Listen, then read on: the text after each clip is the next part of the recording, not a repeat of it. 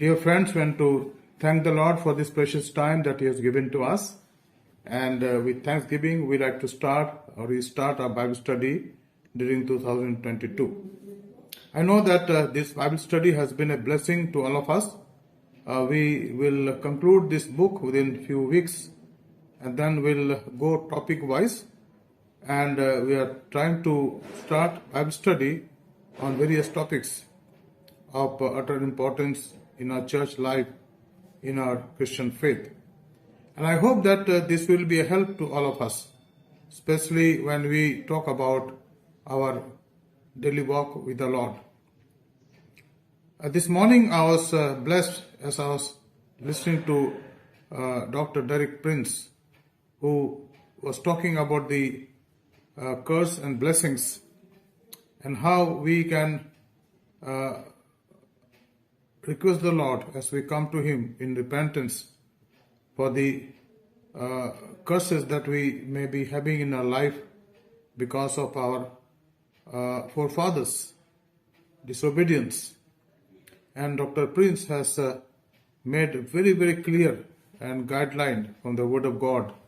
Especially he was referring to Deuteronomy chapter 28, where we have all these things. Talks about blessing and curses. But we, as the follower of Jesus Christ, can definitely overcome all those things. Now, I like to read today a few verses from our book that we are studying now, that is book of Hebrews. I hope that this will definitely speak to us. This is a message for the present church, and this evening we will be studying about those things. Dear friends, I think before we start this Bible study, let us close our eyes and pray for God's guidance. आइए प्रिय मित्रों, इसके पहले कि हम Bible अध्ययन शुरू करें, हम प्रार्थना करेंगे। धन्यवाद, स्तुति और महिमा क्योंकि पिता परमेश्वर, स्वर्ग और पृथ्वी के स्वामी, हम आपको धन्यवाद देते हैं, आपकी स्तुति करते हैं प्रभु, आपकी बड़ाई करते हैं आज के सुंदर समय के लिए। और हमारी प्रार्थना प्रभु कि इस वचन के द्वारा आप हमसे बातचीत करें ताकि हम आपके वचन के गहरे भेदों को समझ सकें, उस पर चल सकें प्रभु, अपने आप को नम्र और दीन बनाते हुए निरंतर आप पर भरोसा रख सकें।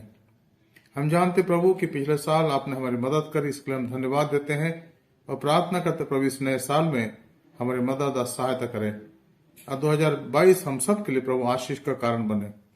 Heavenly Father, we pray for your guidance and your protection during this new year that we have entered, and this is 2022. Lord, we pray in the name of Jesus, Lord, thou would speak to us, thou would guide us, thou would lead us so that we may be able to follow you sincerely and able to do exactly all that you want us to do. Lord, we pray for those who are not well today, sick in our congregation. We pray thou touch them and heal them, Jesus, so they also may rejoice in you and able to praise your holy name. प्रभु हम प्रार्थना करते हैं हमारे ऐसे सदस्यों के लिए प्रभु जो कलीसिया के अंदर हैं, जो बीमार हैं प्रभु, दुखी हैं, परेशान हैं, ये प्रभु उन पर अपना हाथ बनाए रखें ताकि वो भी आपकी महिमा, आपकी स्तुति कर सकें। आज के अध्ययन पर आपकी आशीष हो। हमारा उद्धारकर्ता प्रभु यीशु मसीह के पवित्र नाम से मांगते हैं, आमीन। Dear friends, the subject or the chapter that we want to study today and following days, today is Hebrews chapter 10, and we'll read from verses 1 to 7. हम पढ़ेंगे आज के मनन के लिए इब्रानी की पुस्तक उसका 10वां अध्याय उसके पहले पद से, जहां लिखा इस प्रकार से, क्योंकि व्यवस्था जिसमें आने वाली अच्छी वस्तुओं का प्रतिबिंब है पर उनका असली स्वरूप नहीं, इसलिए उन एक ही प्रकार के बलिदानों के द्वारा जो प्रतिवर्ष अचूक चढ़ाए जाते हैं पास आने वाले को कदापि सिद्ध नहीं कर सकती, नहीं तो उनका चढ़ाना बंद क्यों न हो जाता। इसलिए जब सेवा करने वाले एक ही बार शुद्ध हो जाते हैं तो फिर उनका विवेक उनके पापी न ठहराता, परंतु उनके द्वारा प्रतिवर्ष पापों का स्मरण हुआ करता है, क्योंकि यह अनहोना है कि बैलों और बकरों का लहू पापों को दूर करे। इस कारण वो जगत में आते समय कहता है, बलिदान और भेंट तूने ना चाही, पर मेरे लिए एक देह तैयार की। होम बलियों और पाप बलियों से तो प्रसन्न नहीं होता। तब मैंने कहा, देख मैं आ गया, पवित्र शास्त्र में मेरे विषय में लिखा हुआ है, ताकि हे यहोवा तेरी इच्छा पूरी करो।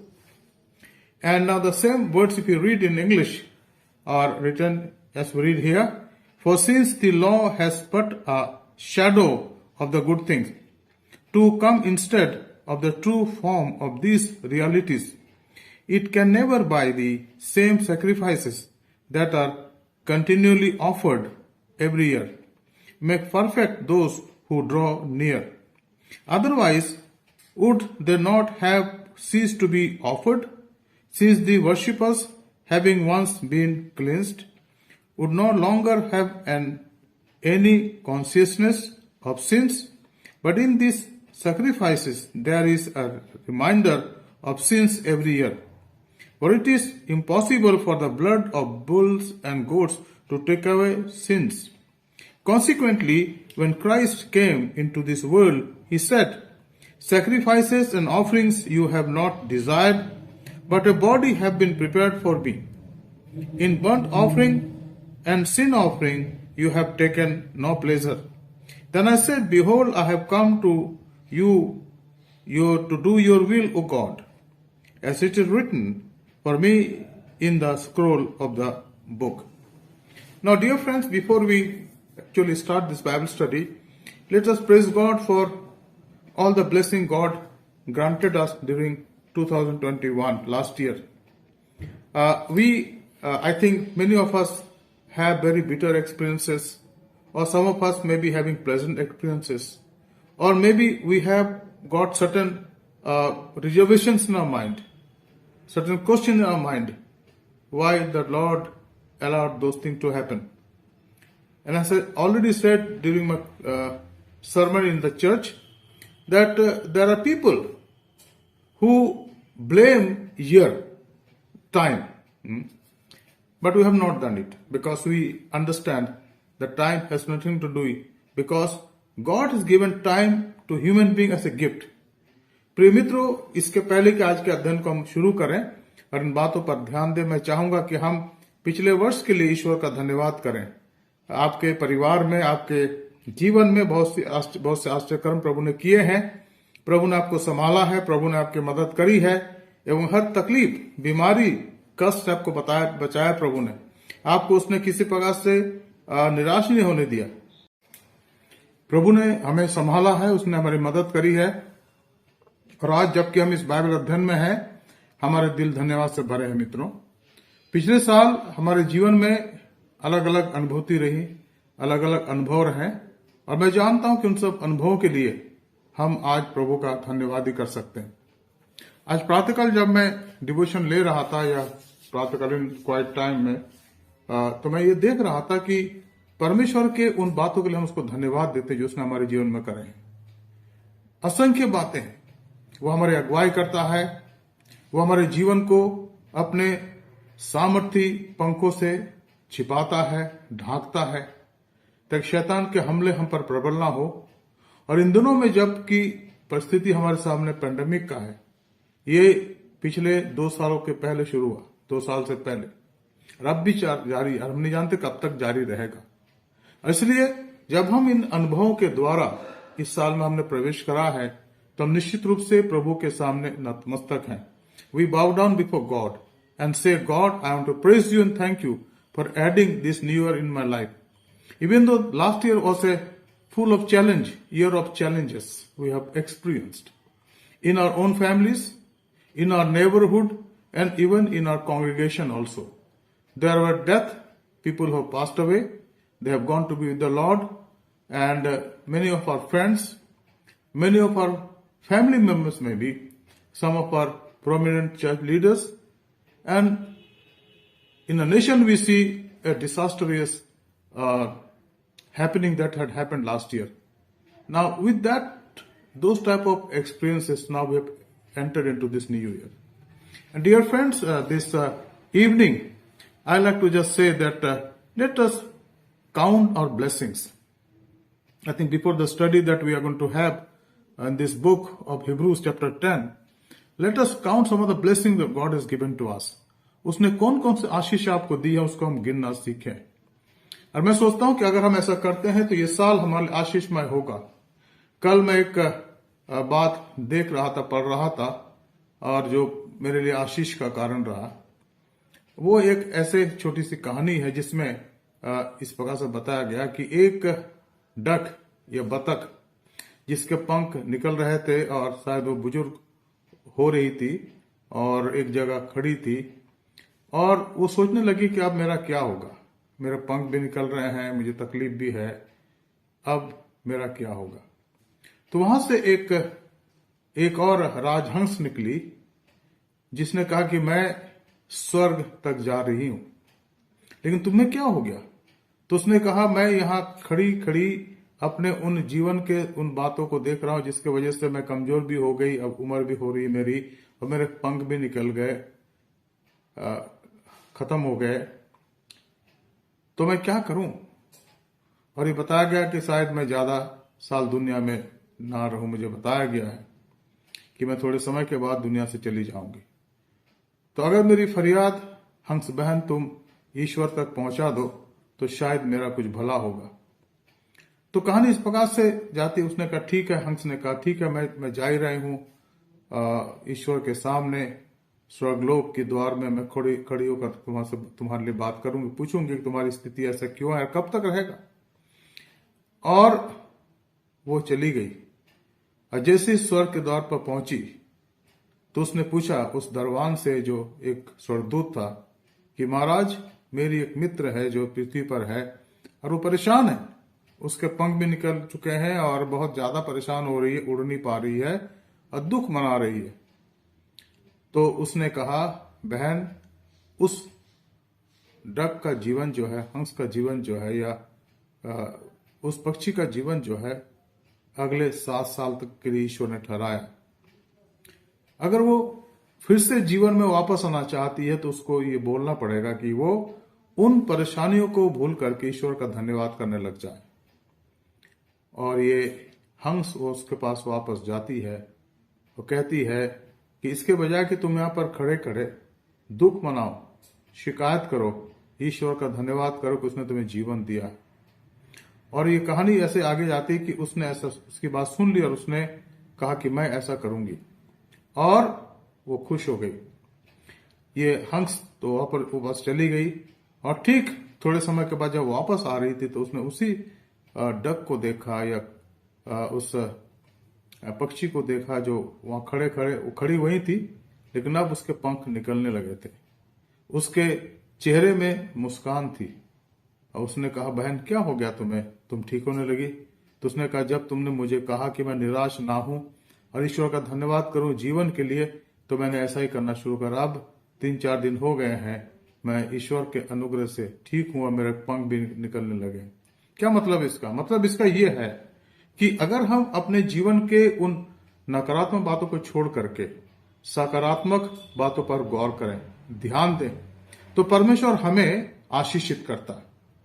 और शायद हमारे लिए भी ऐसा ही मित्रों 2021 हमारे लिए कठिनाइयों का रहा। स्कूल तो बच्चों के बंद ही रहे, कॉलेज बच्चों के बंद रहे, बहुत से लोग जिनके जॉब थे वो खत्म हो गए या उनको तनख्वाहें कम मिल रही हैं, और बहुत सी और परेशानियां, बीमारियां रही, तकलीफ रहे। हम से शायद कुछ लोग हॉस्पिटल में एडमिट में रहे और स्थिति बहुत गंभीर हो गई थी।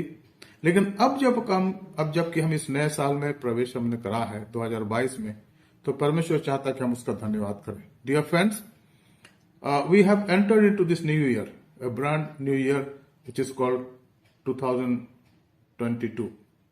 Now let us praise God for all the blessings that He has given to us. Let us become positive, think and praise Him. Even what situation we are today, let us praise Him for that. It can be sickness, it can be in desperate conditions, it can be any type of things that we are going through in our life. Let us praise God for that. And what I need to say, Father, I thank you for this situation, for the circumstances in my life. Dear friends, we individuals make the world. Today the world population is in millions, may not be counted properly. in millions, in billions, but in a billion number, one number also count, and that one is you and me. मित्रों, हमारे संसार की जनसंख्या आज अरबों में है, कुछ कहते हैं कि 7 अरब 7.5 अरब में है, लेकिन उसमें एक संख्या भी महत्वपूर्ण है, वो एक संख्या आप है और मैं हूं। इसलिए इस साल जबकि हमने नए साल में प्रवेश करा, आइए उसका धन्यवाद करें। हम धन्यवाद दें परमेश्वर का, अपने परमेश्वर के अनुग्रह के लिए। हम धन्यवाद दें परमेश्वर का उसके पवित्र वचन के लिए। हम धन्यवाद दें परमेश्वर का उसके पवित्र आत्मा के लिए। Let us praise God for this life. Let us praise God for this Holy Spirit, the Paracletus, the one who teaches us every day the word of God, the depth and the secret meaning of the word of God. Let us praise God for the church that we are in. Let us praise God for our family. Let us praise God for all the privilege God has given to us during this year. Let us praise God because He is worthy to receive our thanksgiving. And when we praise Him, when we praise His holy name, God is pleased. He is happy. And that's why He is to listen to the prayer. And He listened to all of us. But precisely we read in the scripture, King David was a shepherd boy, then he was given the throne of the entire Israel nation. He was the second king of Israel, became the most important and mighty king of Israel. And David's throne is still preserved and will be given to the Lord of Lords and the King of Kings, that is Lord Jesus Christ. So word of God is very clear. और इसलिए हम इस समय उसका धन्यवाद करते हैं, उसकी स्तुति करते हैं। हमारे जीवन के अंदर शायद बीमारी आई, चाहे तकलीफ आई, चाहे परेशानी आई, लेकिन आज हम उसके नाम का धन्यवाद करें, उसकी महिमा करें कि उसने हमें हमारे जीवनों को संभाला, उसकी स्तुति, उसकी बड़ाई करें। मैं सोचता हूं मित्रों, हम लोग थोड़ी सी प्रार्थना करेंगे इस समय, धन्यवाद की प्रार्थना। इसके बाद आज के बाइबल स्टडी को हम आरंभ करेंगे। Let us pray, and I like to pray with all of you. Pray prayer of thanksgiving, prayer of adoration, prayer of gratitude, and prayer of also that God may pardon us of our wrongdoings during last years. So let us bow down and let us look to the Lord in prayer. धन्यवाद, स्तुति और महिमा के योग्य पिता परमेश्वर, हम आपकी स्तुति करते हैं, आपकी बड़ाई करते हैं प्रभु। आज के इस शाम के लिए आपने मौका दिया प्रभु कि आज फिर से एक बार हम आपके हुजूरी में आ सकते हैं, आपके नाम को ले सकते हैं, आपके नाम की स्तुति और बड़ाई कर सकते हैं। प्रभु हम धन्यवाद देते कि पिछले साल आपने हमें संभाला, आपने हमारा अगुवाई करी प्रभु जी, किसी प्रकार से आपने हमें मोहताज नहीं होने दिया। आपने प्रभु हमें अपना वचन दिया है जो हम पढ़ सकते हैं, आपने पवित्र आत्मा हमें दिया प्रभु जो हमारा सहायक है। आपने प्रभु हमें हमारे माँ बाप दिए हैं, परिजन दिए प्रभु, और खासकर हमारे मित्र दिए हैं। हमारे कलीसिया के तमाम लोगों के लिए हम आपका धन्यवाद करते हैं, धन्यवाद देते प्रभु, क्योंकि उनके सहयोग से ही हम इस जीवन में आज पाए जाते हैं। हम जानते हैं प्रभु पिछले साल हमारे जीवन के अंदर बहुत सी परेशानियां आ रही प्रभु जी, शायद हम बीमार भी रहे हैं या हमारे जीवन के अंदर बहुत सी कमियां रही, पर आपने प्रभु हमें जयवंत करा, इसलिए हम आपको धन्यवाद देते हैं और प्रार्थना करते प्रभु इस बाइबल स्टडी में जिसकी हम दोबारा शुरुआत करते प्रभु, आज से आप हमारी मदद और सहायता करें। तमाम वे लोग जो बाइबल स्टडी में भाग ले रहे प्रभु, आपके द्वारा आशीषित किए जाएं ताकि वो आपकी महिमा की स्तुति कर सके। Lord we thank you and praise you for this new year that you have granted to us.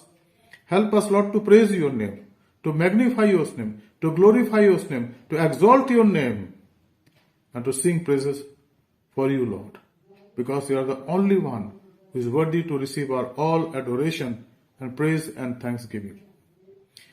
At the same time, Lord, we request you, Lord, with all humility, forgive us, Lord. If last year we have done anything wrong, in contrary to your holy will, forgive us, Master. प्रभु हम चाहते हैं कि आप हमें क्षमा करें प्रभु, हमें शुद्ध करें ताकि हम आपके योग्य चाल चलन चल सकें। आज के इस बाइबल अध्ययन पर जो हम करेंगे प्रभु, आपकी बड़ी आशीष हो। Lord, we pray for the Bible study that we are today in. Lord, bless us and teach us, Lord, so that we may understand and comprehend and continue to grow in you. धन्यवाद देते प्रभु हमारे इस कलीसिया के एक एक विश्वासी के लिए प्रभु, खास करके जो हमारे सीनियर्स हैं, हमारे बड़े हैं, हमारे बच्चे, हमारे जवान हैं प्रभु, हमारे कलीसिया के एक एक परिवार के लिए प्रार्थना करते प्रभु, हर एक पर आपकी आशीष पाए जाए। आज के अध्ययन को आपके हाथों में सौंपते हैं। हमारे उद्धारकर्ता प्रभु यीशु मसीह के पवित्र नाम से मांगते हैं, आमीन। Now, dear friends, our study that we are in today is from Hebrews chapter 10. And as I already said that we are going to do some study up to verse 7. And this will be not that in depth, but definitely certain things we'll see and look into this Bible study. The first verse says, for since the law has put but a shadow of the good things to come instead of the true form of these realities, it can never, by the same sacrifices that are continually offered every year, make perfect those who draw near. मतलब क्या है इसका?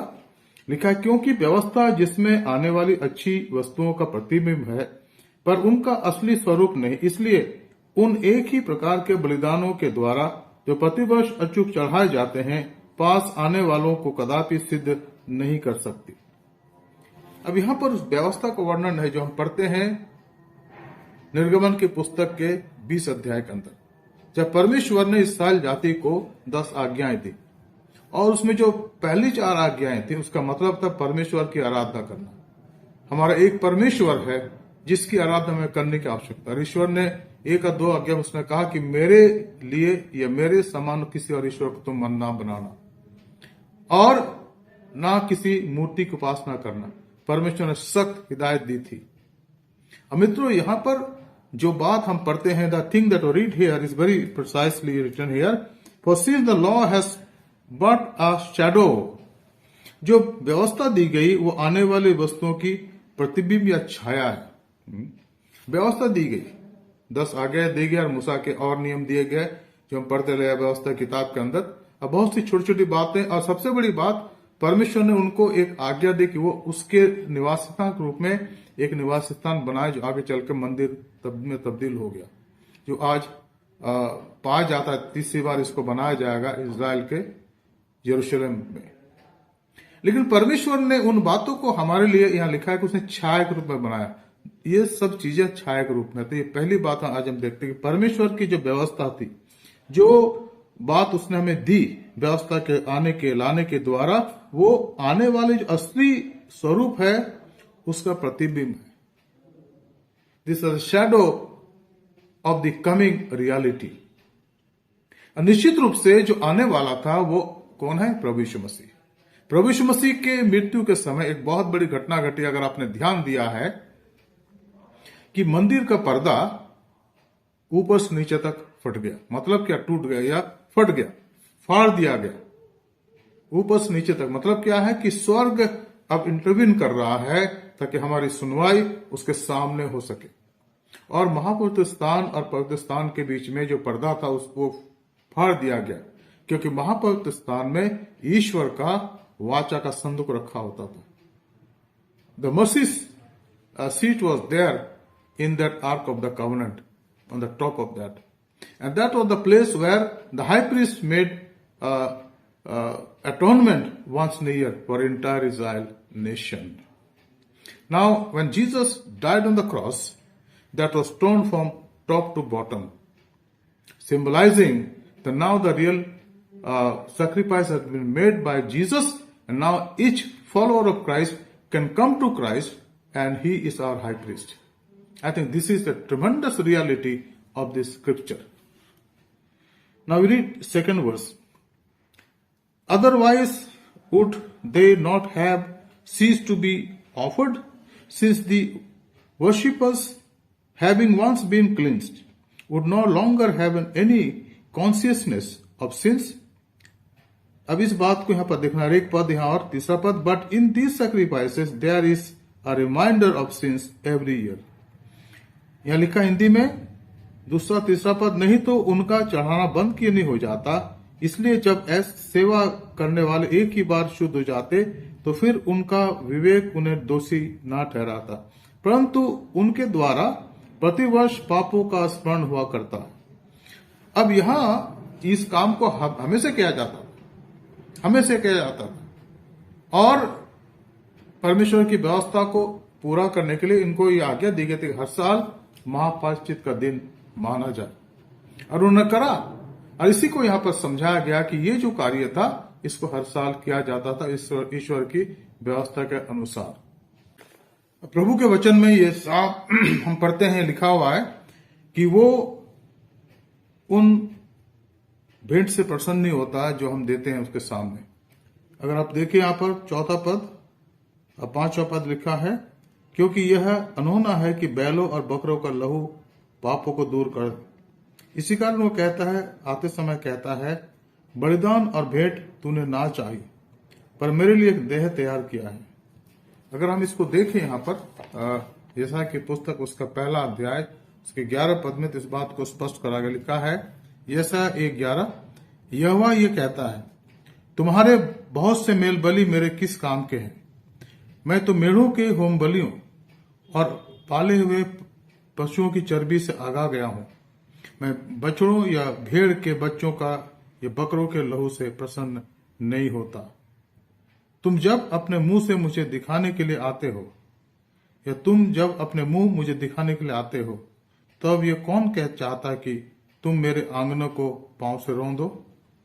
अर्थात अनबलि फिर मत लाओ, धूप से मुझे घृणा है। नए चांद और विश्राम दिन का मानना और सभाओं का प्रचार करना मुझे बुरा लगता है। महासभा के साथ ही साथ अनर्थ काम करना मुझसे सहा नहीं जाता। Now this is very strong word from the word of God that we read.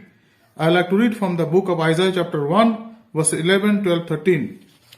What to me is the multitude of your sacrifices, says the Lord. I have heard enough of burnt offering, of rams and the fat of the well-fed beast. I do not delight in the blood of bulls or of lamb or of goat. When you come to appear before me, who has required of you this trembling of my courts? Bring no more vain offering.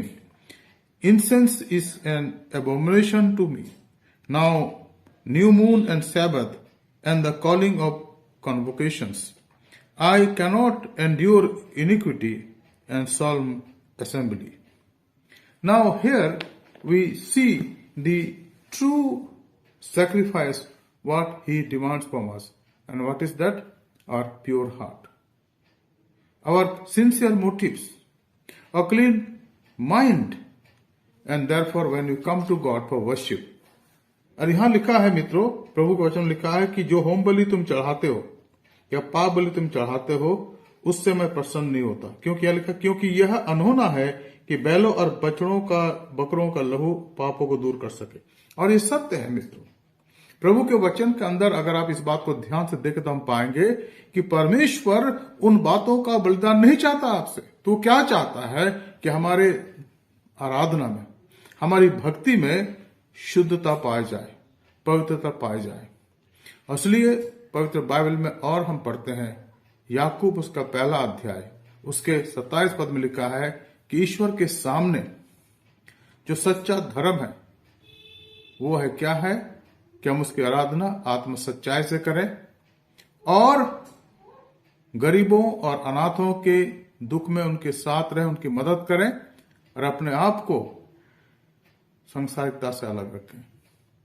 3 things are there: service, true service, genuine service, service with sincere motives to help someone who is in need. Number 2, to help the poor and needy. Keep our motive very clean, and then keep ourselves aloof, detached from all type of worldliness. And that is required even now also, dear friends. When we come for worship, जब हम आराधना के लिए आते हैं मित्रों, तो हमारे जीवन के अंदर क्या हमारी मनोकांक्षा है, हमारी मनोकामना क्या होती है?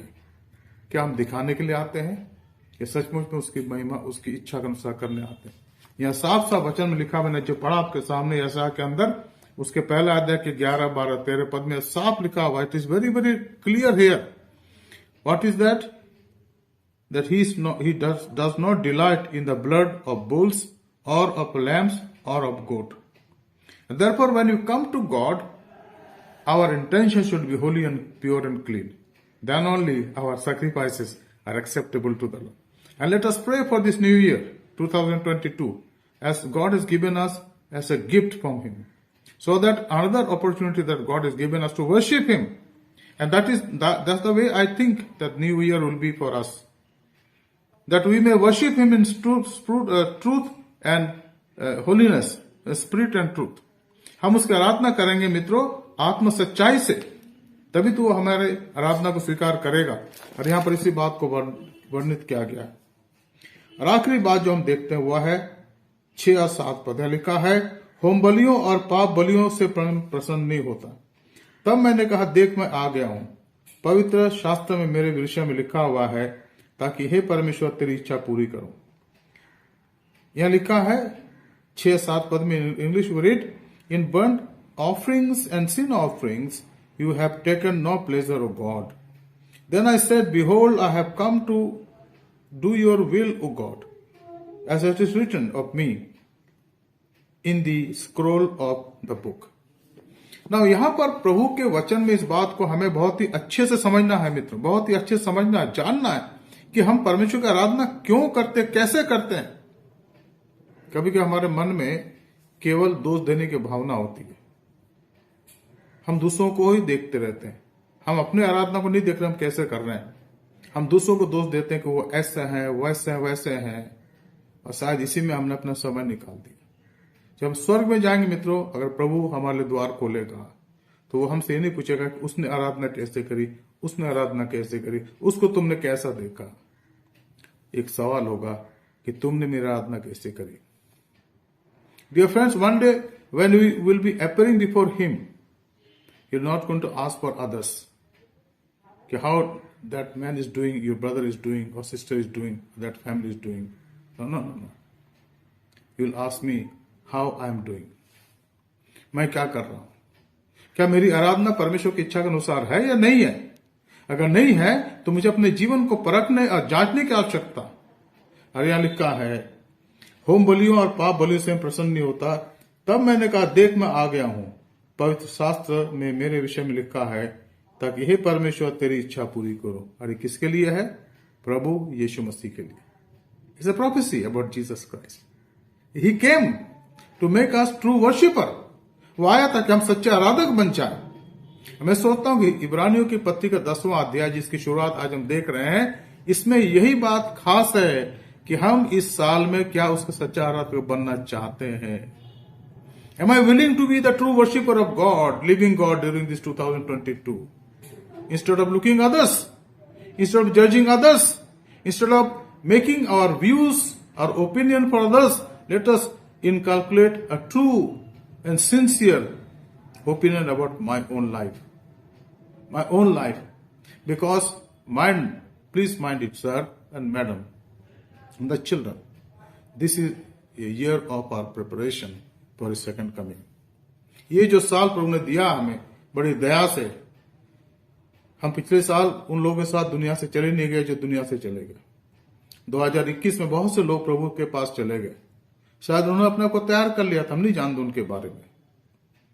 शायद आज जो प्रभु के सामने है हम ये भी नहीं जानते, लेकिन हम इतना जानते हैं कि प्रभु उनके साथ भी है, क्योंकि उसकी आराधना करते थे। लेकिन सवाल है मेरे जीवन के बारे में, आपके जीवन के बारे में, क्या आज इस साल हम इस बात को ले रहे हैं एक चुनौती के रूप में, एक चैलेंज के रूप में, एक मोटिवेशन के रूप में, एक तैयारी के रूप में कि प्रभु इस साल मैं अपने को तैयार करूंगा या तैयार करूंगी। अगर ये है तो, अगर ये निश्चय हमारा है मित्रों, तो ये साल हमारे लिए मुबारक होगा, आशीषमय होगा। कुछ बातें मैं यहां कहना चाहता हूं व्यवहारिक रूप से। हर रोज जब हम सुबह उठते हैं तो क्या प्रभु की आराधना करते हैं? क्या हम वचन को लेकर बैठते हैं कम से कम आधे घंटे के लिए, जिसको क्वाइट टाइम कहा गया है? अगर नहीं हमने करा, इस साल हम दोबारा शुरू करें और नियमित रूप से करें। पहली बात, बहुत ही व्यवहारिक बात। Dear friends, few thing I like to suggest, have very humbly plead with all of us. We have been doing, some people that I know that some of us are doing that, which is called morning quiet time. Set apart half an hour for the Lord, and that will be our beginning of the day. दूसरी बात, जो भी हम काम करते हैं उसमें ईमानदारी से करें. Let us be true in our own responsibilities. Whatever we do, whatever work God has given to us, whatever work, small, big, whatever it is, it doesn't matter. But let us be true to our calling, to our conviction, to our commitment to the Lord. हम उसके सामने पवित्र बने रहें, शुद्ध बने रहें.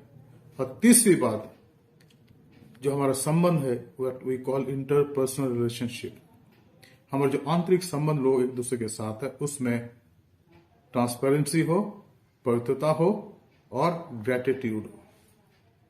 हम अपने माँ बाप का आदर करें, उनका सम्मान करें. हम कलीसिया के बुजुर्गों का सम्मान करें, उनका आदर करें. जब उनसे मिलते हैं तो उनको विश करें. ये छोटी बात है मित्रों, कोई बड़ी बात नहीं, लेकिन ये सीखने की बात है. और दिन भर के काम के बाद जब हम घर आते हैं तो हमारा एटीट्यूड उनके साथ कॉर्डियल होना चाहिए. कभी कभी हम इसलिए गुस्सा करने लगते हैं कि हम कमा रहे हैं, ये नहीं कमा रहे हैं. ऐसा नहीं होना चाहिए. जब उनका समय था, बुजुर्गों अब हो गए हैं तो अब वो नहीं कमा सकते हैं, कमजोर हैं, रिटायर हो गए हैं, तो हमें उनको इज्जत देने की आवश्यकता है. आज हमारे कई घर इसलिए टूट रहे हैं क्योंकि हम बुजुर्गों का सम्मान नहीं करते. और हम चाहते कि उन्हें किसी ओल्ड होम में डाल दें, किसी ऐसी जगह रख दें जहां पर उनकी देखरेख की जाएगी, लेकिन हम नहीं करना चाहते हैं. तीसरी बात जो मैं बताना चाहता हूं मित्रों, हमें यह करने की आवश्यकता है. Let us repair by the grace of the Lord the Holy Spirit और interpersonal relations with our family members, husband and wife, children with their parents. Similarly, in our church also, let us build up a new cordial relation with each other. Number 4, let us be regular in the church service. अब आप कहेंगे पादी साहब इन दिनों में तो service हमारी हो नहीं रही है, तो हम क्या रेगुलर? घर में जो समय दिया गया उस समय बैठ जाइए आराधना के लिए. अभी समय होगा, हम लोग थोड़ी समय के बाद हिंदी आराधना पहले करेंगे ऑनलाइन, उसके बाद इंग्लिश की आराधना और फिर नेपाली भाषा की आराधना. हम जो इस कलीसिया के सदस्य अलग अलग हैं, हिंदी के हैं, इंग्लिश के हैं, नेपाली के हैं, उस समय का आदर करें और भाग ले आराधना में. जब चर्च खुल जाएगा तो हम चर्च में रेगुलर आए. ये हमारे लिए प्रिविलेज है मित्रों, ये कोई ऑर्डर नहीं है कहीं से. आराधना दुनिया में सारे कार्य के लिए साथ ऑर्डर दिए जाते हैं, लेकिन आराधना के लिए कोई ऑर्डर नहीं है. क्यों नहीं है? क्योंकि ये हमारे दिल की बात है. There is order for every work in this world. Talk about army, there's order. Command is there. Talk about school, talk about factory, talk about any computer center, talk about any multinational. There are laws. नियम है. लेकिन जहां तक आराधना में आने की बात है उसमें कोई नियम नहीं है. क्यों? क्योंकि दिल की बात है. हम दिल की गहराई से उसके आराधना में आए, नियमित और अपने साथ अपने परिवार के लोगों को लाए. ये जरूरी है. और 5वीं और आखिरी बात, हम अपने आप को प्रभु के द्वितीय आगमन के लिए तैयार करें. Let us prepare ourselves for his second coming. The word of God is very clear for us today that he is going to come very soon. बहुत जल्दी दोबारा आने वाला है. वो देर नहीं करेगा, वो देर नहीं करेगा. जब प्रेरितों काम के पहले अध्याय में हम पढ़ते हैं, जब प्रभु यीशु मसीह को उठा लिए जाना था स्वर्ग में, तो उसके चेलों ने पूछा कि प्रभु तो इस्राएलियों को राज कब फेर देगा? यीशु मसीह ने उसने उनको एक बात कही कि काल और समय को जानना तुम्हारा काम नहीं है. The Lord said to his disciple when he was to be taken up from there his ascension. They asked him, what about Jesus, when the kingdom will be given to us? When we'll have a freedom to live in our country? Jesus said to them, it is not your job to count the days or time. But what you have to do? Wait. ठहरो जब तक ये पवित्र आत्मा तुम पर ना आ जाए और तुम्हें सामर्थ मिले, और तब तुम मेरे गवाह हो गए यरूशलेम में, यहूदिया में, सामरिया में और पृथ्वी के छोर तक. And I think today we have to do that. This is the 5th thing. Let us wait upon the Lord like those 5 virgins who were ready to welcome the bridegroom. And when he came, they were called and they were taken in. मैं सोचता हूं कि हमें इस समय मित्रों अपने आप को तैयार करने की आवश्यकता है। यह समय आपके मेरे लिए है, हमारे परिवार के लिए, हमारे बच्चों के लिए, हमारे बुजुर्गों के लिए है। प्रभु आप सबको आशीष दे, आपकी सहायता करे, और इसलिए 2022 हमारे लिए धन्य वर्ष होगा, आशीषमय वर्ष होगा। प्रभु आप सबको आशीष दे। आइए हम प्रार्थना करें। धन्यवाद, स्तुति और महिमा के योग्य पिता परमेश्वर, हम आपकी स्तुति करते हैं, आपकी बड़ाई करते प्रभु आज के सुंदर समय के लिए जो आपने दिया, और हमारी प्रार्थना प्रभु इस वचन के आधार पर हम बढ़ सकें आप में, ताकि हमारे जीवन, हमारी सेवा आपको पसंद आए। कलीसिया पर आशीष हो, एक एक जन को आशीषित करें। हमारे उद्धारकर्ता प्रभु यीशु मसीह के पवित्र नाम से मांगते हैं, आमीन। हम इस समय सब एक साथ आए हमारी बाप की दुआ में शरीक होंगे। दुआ रब्बानी में। आए हमारे बाप, तू जो आसमान पर है, तेरा नाम पाक माना जाए, तेरी बादशाहत आवे, तेरी मर्जी जैसे आसमान में पूरी होती है जमीन पर भी हो। हमारे रोज की रोटी आज हम बख्श दे, और जैसे हम कुसुवारों को माफ करते हैं तो भी हमारे कुसों को माफ कर, और हमें आजमाइश में ना ला बल्कि बुराई से बचा, क्योंकि बादशाहत, कुदरत और जलाल हमेशा तेरी है, आमीन।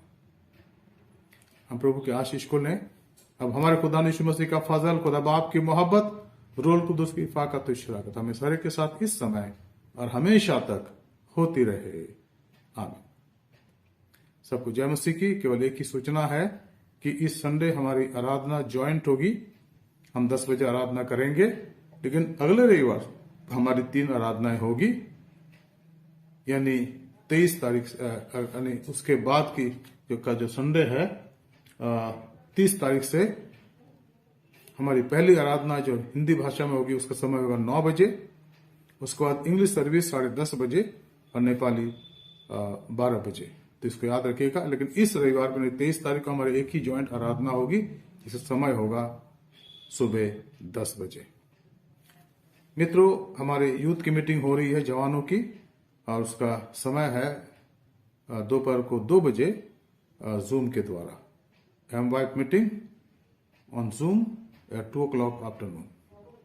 WCS की बहनों की मीटिंग जैसे अभी तक होते ही रही है पिछले साल, इस साल भी ऐसे ही रहेगा, हर सेकंड सैटरडे को शाम को 4 बजे बाय जूम। साथ ही साथ जो संडे स्कूल है उसका समय है शाम को, और हम जो समय आपको दिया गया उसको आप ध्यान रखें, क्योंकि इसके लिए आपको लिंक भेजा जाता है, उसमें समय दिया होता है संडे शाम को। उसके बाद हमारे बच्चे संडे स्कूल में आए, ये हम चाहते हैं। इसको आप याद रखिएगा, और भी ऐसी कोई बात होगी तो हम आपको बता देंगे। प्रभु आपका आशीर्वाद, आपकी सहायता करें, उसका अनुग्रह आप पर हो। May the Lord bless all of you, let his grace be upon all of us. Thank you, Jesus is Lord, and may this year 2022 be a blessing to all of us. Thank you. God bless.